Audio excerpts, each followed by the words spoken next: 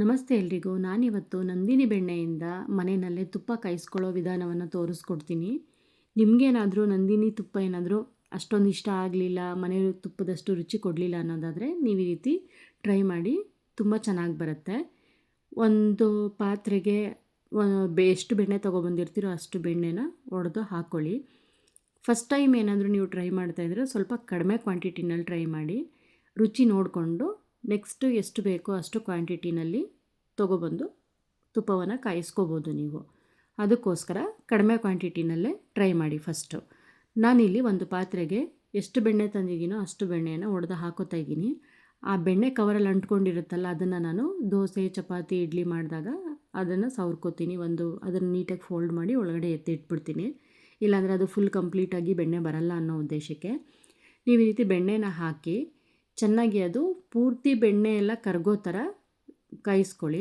ಅದಾದಮೇಲೆ 1 ಸ್ಪೂನು ಮೆಂತ್ಯನ ಚೆನ್ನಾಗಿ ಹುರ್ಕೊಂಡು ಪೌಡ್ರ್ ಮಾಡ್ಕೊಳ್ಳಿ. ಅದಾದಮೇಲೆ ಇದಕ್ಕೆ ಅರ್ಧ ಸ್ಪೂನು ಉಪ್ಪು ಹಾಕಿ, ನೀವು ದಪ್ಪುಪ್ಪು ಹಾಕೋಕ್ಕೆ ಹೋಗ್ಬಿಡಿ, ಸಣ್ಣ ಉಪ್ಪೇ ಹಾಕಿ.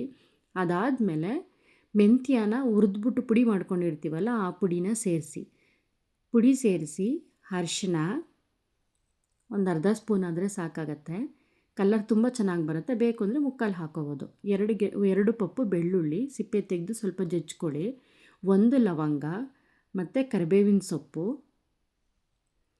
ಇದಿಷ್ಟನ್ನು ಹಾಕಿ ಚೆನ್ನಾಗಿ ಕುದಿಯೋದಕ್ಕೆ ಬಿಡಿ. 1 ಏಲಕ್ಕಿ. ಸ್ಟಾರ್ಟಿಂಗಲ್ಲೇ ನೀವು ಬೆಣ್ಣೆ ಹಾಕಿದ ತಕ್ಷಣವೇ ಇದನ್ನೆಲ್ಲ ಹಾಕೋಕ್ಕೆ ಹೋಗ್ಬಿಡಿ, ಅದು ಹೋಗಿ ತಳ ಹಿಡ್ಕೊಬಿಡುತ್ತೆ.